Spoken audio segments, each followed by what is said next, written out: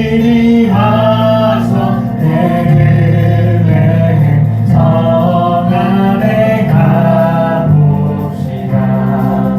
저 구유에 누이신 아기를 보고 엎드려 절하세 엎드려 절하세 엎드려 절하세 구주나셨네.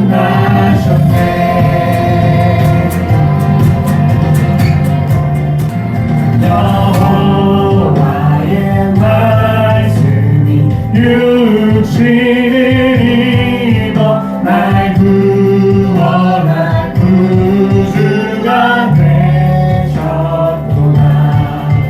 늘 항상 찬송을 주 앞에 드리며 엎드려 절하세 엎드려 절하세 엎드려 절하세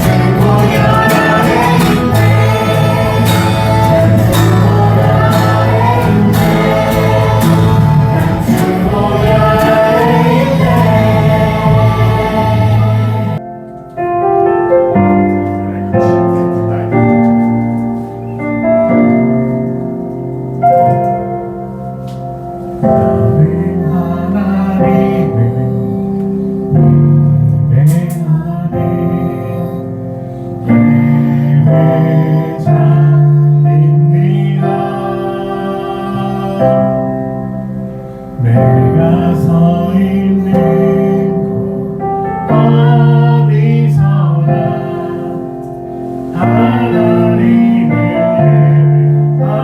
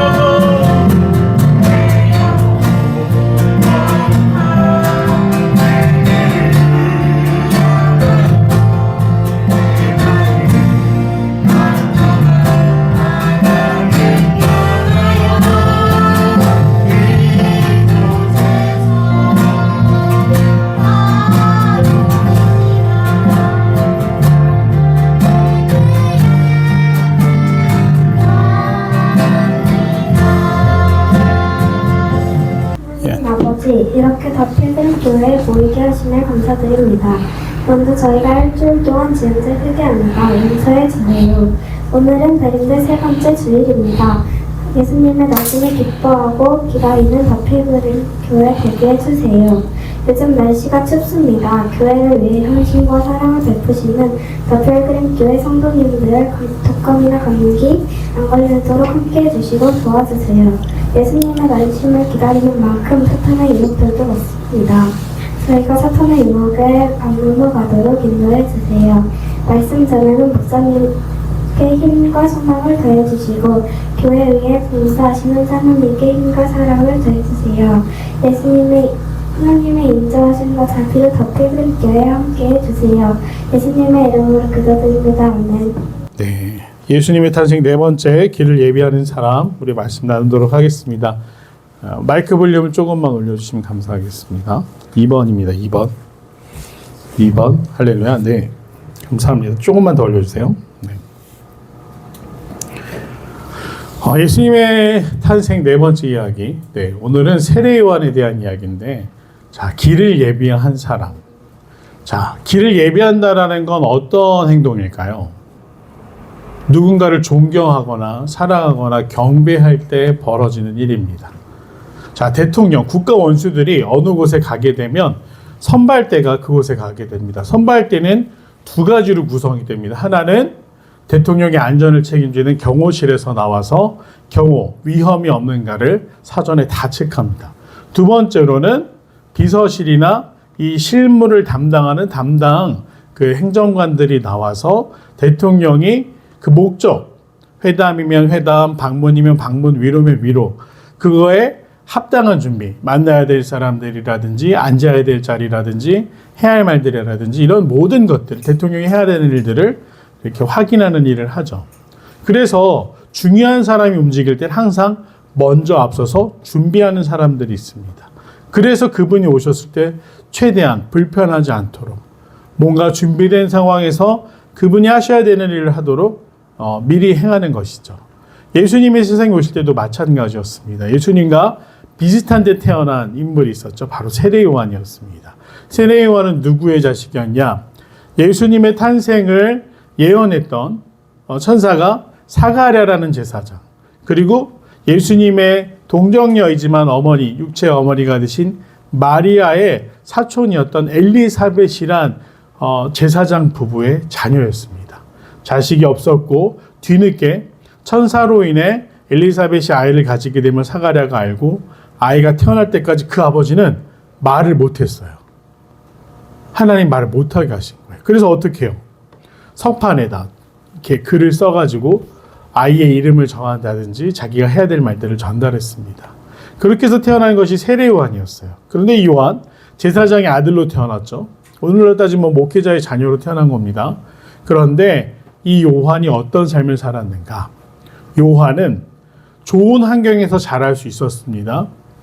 아비야의 24반열에 들어있던 제사장 가문이었기 때문에 사실 조금만 집안의 가업을 이으면 평생 먹고 살 수 있는 환경, 그런 집안에서 태어난 사람이 세례 요한이었습니다. 근데 이 세례 요한이 어떻게 하느냐? 광야로 나가요.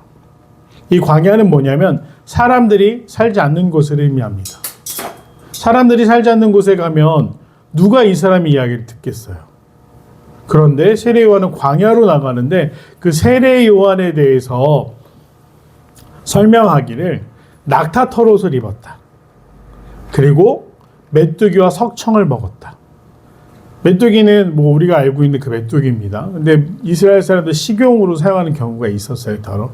석청은 뭐였냐면 꿀이에요. 땅에서 얻는 꿀, 땅벌이 모아놓은 꿀을 의미합니다. 그래서 어린 시절 제가 철없을 때는 우와! 로얄 젤리 먹었네. 막 이런 이야기를 하기도 했었어요. 근데 세례 요한이 메뚜기와 석청을 먹었다는 건 뭐냐면 자급자족했다라는 거예요. 사람이 오지 않는 그 광야에만 머물렀다는 겁니다. 여러분, 광야는 어떤 장소입니까? 광야는 어떤 곳이죠? 자, 광야를 다른 말로 뭐 사막, 허허 벌판이라고 표현해 볼게요. 거기 뭐가 있죠? 두 가지가 있어요. 첫 번째는 고독이 있습니다. 아무도 없잖아요. 내 말을 들어줄 사람도, 내 고민을 들어줄 사람도, 내 외로움을 달래줄 사람도 없어요. 고독이 있습니다. 두 번째 뭐가 있습니까? 침묵이 있는 곳이 광야예요. 나밖에 없기 때문에 아무리 외친들 말한들 누가 나에게 대답해 주지 않는 곳. 고독과 비슷하겠지만 조금 다른 개념입니다. 왜냐하면 그런데 세례 요한이 광야에서 뭘 하냐면 외칩니다. 회개하라, 천국이 가까이 왔다. 그러자 길을 지나던 사람들 혹은 그 허허벌판, 광야라는 곳을 지나야 했던 사람들의 멀리서 바람을 타고 들리는 소리가 있어요. 회개하라, 천국이 가까이 왔다. 만일 여러분이 광야를 지나간다. 자, 어떻겠습니까? 누가 여러분 지나가는 데다 대고 회개하라, 천국이 가까이 왔다. 이렇게 외친다면 뭐라고 생각하겠어요? 저 사람 미친 거 아니야?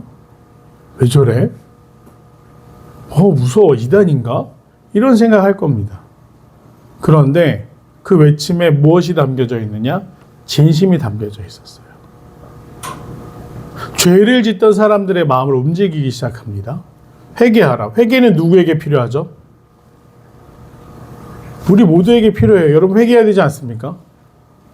엄마 아빠 말씀 안 듣는 거, 거짓말하는 거, 하지 말라는 거 하는 거, 뭐 그런 거, 예배 시간에 장난치는 거, 다 회개해야 될 일들이에요. 회개는 누구에게 필요하냐? 우리 모두에게 필요합니다. 그런데 사람들은 회개하고 싶어 하지 않아요. 왜죠? 내가 죄인이라는 걸 인정해야 되니까. 죄책감을 느끼기 싫으니까. 오늘날 21세기가 되고 정말 4차 산업혁명이 일어났다. AI 시대가 도래했다. 기술은 엄청나게 발전합니다. 어마어마해요. 우리가 상상하지 못할 정도로 발전했어요. 그런데 죄도 그만큼 발전합니다. 항상 기술과 문명과 죄는 똑같이 비례하면서 발전했어요. 죄가 만연한 세상이 됐습니다. 이제는 얼마 전에 지난 한 주간만 해도요, 직계 존속 간의 살인을 저질렀다는 뉴스가 얼마나 많았는지 아세요? 치매에 걸린 아버지를 아들과 딸이 때려서 죽였습니다. 또 20대 아들이 엄마가 잔소리한다고 엄마를 때려서 죽였어요. 이제는 그런 뉴스를 사람들이 봐도 예전에는 어휴, 저 세상에 죽일 놈 어떻게 그런 일이 있지? 라고 했는데 사람들이 또 놀라거나 두려워하거나 개탄하는 게 아니라 또 이러고 지나가 버려요. 그런 시대가 됐습니다. 죄를 가볍게 여기는 시대가 됐어요. 그래서 회개하고 싶어 하지도 않고 회개란 이야기를 할 때 싫어해요. 근데 요한은 들에 나가서 외치는 거죠. 회개하라, 천국이 가까이 왔다. 그런데 여기 놀라운 변화가 일어납니다. 누군가 세례 요한의 이야기를 듣기 시작했어요. 그리고 그 광야로 나아갑니다. 저는 회개하고 싶습니다. 이스라엘의 400년 동안 아무리 죄를 지어도 제사장이나 선지자나 누구도 너희 죄인이야. 이러면 하나님이 싫어하셔. 회개해야 돼. 라고 이야기를 해야 되는데 그렇게 말하는 사람이 없었어요. 400년 만에 세례 요한이 나타납니다. 회개하십시오. 천국이 가까이 왔습니다. 회개를 안 하면 천국에 들어갈 수 없다라는 이야기예요. 반대로 이야기하면. 어린이들 좋아하는 놀이동산 뭐 있어야 들어갑니까? 입장권이 있어야 돼요. 학생들이 가고 싶은 대학 뭘로 들어가야 돼요? 합격증이 있어야 들어가요. 천국은 뭘로 들어갑니까? 회개해야 들어가는 거예요. 근데 아무도 회개를 안 해요. 회개를 말하는 사람도 없습니다. 그렇게 400년을 우리 괜찮아, 잘 살고 있어 이러면서 죄 가운데 사람들이 죽어갔어요. 그런데 세례 요한이 회개를 외치자 회개를 해야겠다라는 생각을 사람들이 하기 시작했고 광야로 나아갑니다. 왜 세례 요한이 세례인 줄 아세요? 세례는 뭡니까? 물로 씻는다라는 뜻이에요. 깨끗하게 한다라는 거예요. 우리나라에도 비슷한 개념이 있죠. 목욕제계란 말이 있어요. 국가의 중요한 일이나 가족의 중요한 일을 앞두고 목욕하는 것이 우리 문화 전통 속에 있었죠. 뭐 언제부터 내려온 전통인지 잘 모르겠습니다만 그런 게 있어요. 세례 요한은 사람들에게 회개하라고 외치면서 세례를 베풀기 시작합니다. 물로 씻어주는 거예요. 이제 제발 이 너의 죄와 지난날의 잘못들은 이 강물에 흘려보내고 들어갔다 나오는 순간에 새로운 하나님의 자녀로 살아야 한다라는 이야기를 하는 거죠. 사람들이 구름대같이 몰려옵니다. 세례를 받아요. 그래서 누가 주목하기 시작합니까? 왕이 주목을 할 정도였어요. 어떤 사람이 나타났습니다. 그 사람이 그래 어떤 사람이야? 회개하라던데요. 세례를 받으라고 하던데요. 근데 헤롯은 죄가 많은 사람이었어요. 아내가 몇 명이었다고 그랬죠? 지난주에? 10명. 심지어 누구를 죽였다고요? 자기 아들도 죽였어요. 아내도 죽이고. 왕권을 강화시키려고. 그런 사람, 그 사람 죄인입니까? 아닙니까? 근데 죄인은요, 회개를 말하는 사람을 불편해해요. 지저분한 사람은 깨끗한 사람 옆에 가고 싶어 하지 않아요. 왜죠? 가는 순간 내가 지저분하다라는 걸 깨달아요. 그렇지 않습니까? 막 나는 너무 열심히 해서 땀 냄새도 나고 막 더러운 게 많이 묻었어요. 깨끗한 사람 옆에 갈 수 있나요? 괜히 부끄럽지 않습니까? 죄 지은 사람들이 그래요. 헤롯이 누굴 싫어하죠? 요한을 싫어하기 시작합니다.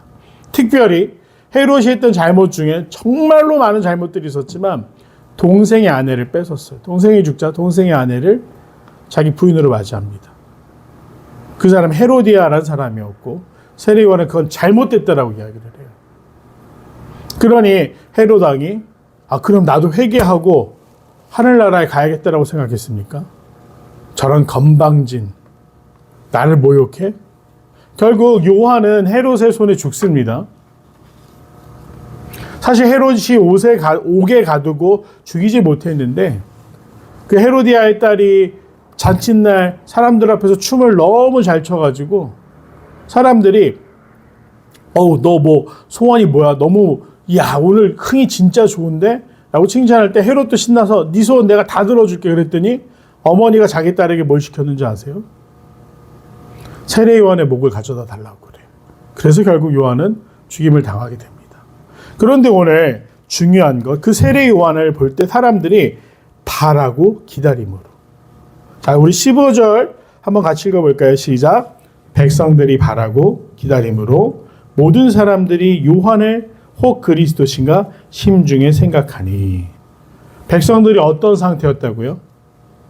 바라고 기다린다. 자, 어린이 여러분, 크리스마스 기다려집니까? 왜 기다려져요? 선물 받으니까. 선물 누가 갖다 줍니까? 산타.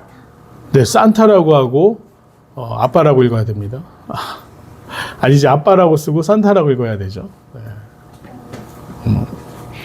뭔가 좋은 사람은 기다려요. 백성들이 누굴 기다리느냐? 우리를 이 죄에서 건져줄 사람, 우리를 올바른 길로 인도할 사람, 우리가 내심 찜찜해서 이 죄된 삶에서 이제 끊어버리고 싶은데 끊어버릴 수 있도록 도와주실 분을 기다리고 있어요. 그게 누구라고요?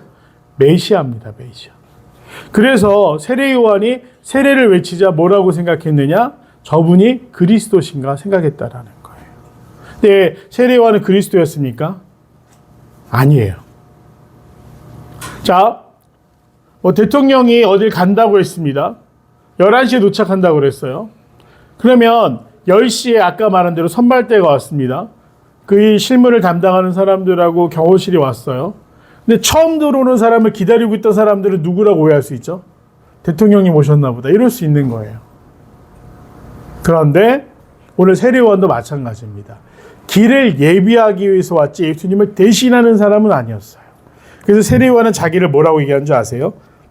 나는 물로 세례를 베풀거니와 나보다 능력이 많으신 이가 오시나니 나는 그의 신발끈을 풀기도 감당하지 못하겠노라. 그는 성령과 불로 너에게 세례를 베푸실 것이다. 지금 나는 물로 세례를 주면서 어떤 상징적인 행동을 하면서 흉내만 내고 있다. 네 죄가 나는 죄를 사할 능력은 없다. 죄를 하나님 앞에 고백하라고 말할 뿐이다. 그런데 내 뒤에 오시는 분은 물로 세례를 주신다고요? 불과 성령으로. 그분은 죄를 사할 수 있는 능력이 있으신 분이다. 예수님이 실제로 와가지고 네 죄가 사함을 받아 선포하지 않으셨습니까? 세례 요한은 자기의 신분을 뭐라고 얘기해요? 나는 그분의 신발끈 풀기도 합당치 않다. 신발끈은 누가 풉니까? 노예가 풀었어요. 하인이. 근데 나는 그분 앞에 서면 내가 하인보다도 못한 존재가 된다라고 이야기를 하는 거예요. 그리고 나서 이야기합니다. 손에 키를 들고 자기 타작마당을 정하게 하사 알곡은 모아 곳간에 들이고 쭉정이는 꺼지지 않는 물에 태우시리라. 그리스도이신 예수님이 오시면 어떻게 하신다고요? 키를 든다. 키라는 건 뭐냐면 이렇게 막대기의 끝에 조그만한 짧은 이 막대기들이 더 많이 달려서 곡식을 이렇게 탁 치면 팍 하고 뭐가 떠오를까요? 껍데기. 쭉정이라고 그래요. 껍데기가 떠오르고 그럼 바닥에는 뭐만 흩어지겠죠? 씨앗, 밀알이나 알곡이 흩어지는 거예요.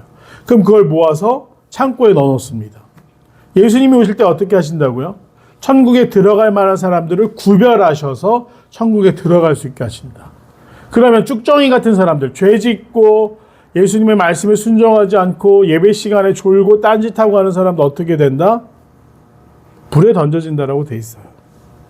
이거는 제가 한 말이 아닙니다. 성경에 기록되어 있는 거예요. 깨어 있어야 돼요. 그렇게 해서 요한은 뭐라고? 그 밖에 백성에게 좋은 소식을 전했다. 이게 길을 예비한 사람이 한 역할입니다. 실제로 그의 외침 가운데 많은 사람들이 누구를 기대하게 됐죠? 예수님을 기대하게 됐어요. 그리고 예수님이 세례 받으시는 날부터 공생애가 시작되는데 엄청난 일이 벌어집니다. 예수님이 이 땅에 오셨어요. 아기 예수님이 태어나신 이야기는 그렇게 많지 않습니다. 마태복음의 일부, 누가복음의 일부만 적혀 있어요. 그래서 사실 설교할 게 많이 없습니다. 그러나 오늘 다음 주 우리 성탄 설교 때는 그 예수님이 누구신가에 대해서 이야기하는 거예요. 아기로 태어나신 예수님이 중요한 게 아니라 이제 공생애를 통해서 우리의 죄를 사해 주신 예수님이 중요하기 때문에 오늘 저는 세례요한처럼 이야기합니다. 그 예수님을 기다리고 또 고대하라고. 그 예수님이 오시면 그냥 산타 할아버지 선물보다 그런 것들이 아니라 더 좋은 거, 우리에게 영원한 생명을 선물해 주시며 우리의 죄의 문제를 해결해 주시는 분이 바로 예수 그리스도시다라는 걸 이 세례 요한은 외치고 있었던 거예요. 누군가는 해야 될 일, 그러나 쉽게 할 수 없는 일. 누군가는 해야 되지만 사람들이 하기 싫어하는 일을 우리에게 맡기실 때가 있습니다. 어떻게 해야 되죠? 우리 요한처럼 예수님을 위해서 내가 기꺼이 선발대가 되어 준비할 수 있는 삶을 우리가 살아가야 될 줄로 믿습니다. 오늘 예수님의 제자로서 우리가 예수님 말씀대로 살아가면서 오늘 길을 준비할 수 있는 사람들로 살아갈 수 있는 그 귀한 믿음의 가족들, 또 귀한 성도들 되시기를 간절히 소망합니다. 기도하겠습니다. 은혜로우신 아버지 하나님, 주님, 이 땅 가운데 오셔서 성령과 불로서 세례를 베풀어 주시사 우리에게 진정한 회개를 허락하신 그 예수 그리스도를 기다립니다. 길을 준비하는 자들로서 부끄럽지 않게 살아가게 하옵소서. 길을 준비하는 자들로서 어려운 자리지만 불편한 자리지만 기꺼이 나설 수 있는 용기와 지혜를 더하여 주시옵소서. 감사드리며 사랑하는 예수님의 이름으로 간절히 기도드립니다. 아멘. 축도하겠습니다. 이제는 이 땅 가운데 오셔서 우리에게 진정한 생명과 구원 허락하신 예수 그리스도의 놀라운 은혜와 그 사랑하는 아들을 선물로 이 땅에 보내주신 하나님의 크신 사랑과 오늘 길을 예비하는 자들에게 지혜가 되시고 능력이 되시고 소망이 되시사 도우시는 성령의 내주 역사하심이 길을 예비하는 자들로 살아가기로 결단하는 귀한 성도들의 삶 가운데 영원토록 함께 하시기를 축원하옵나이다. 아멘.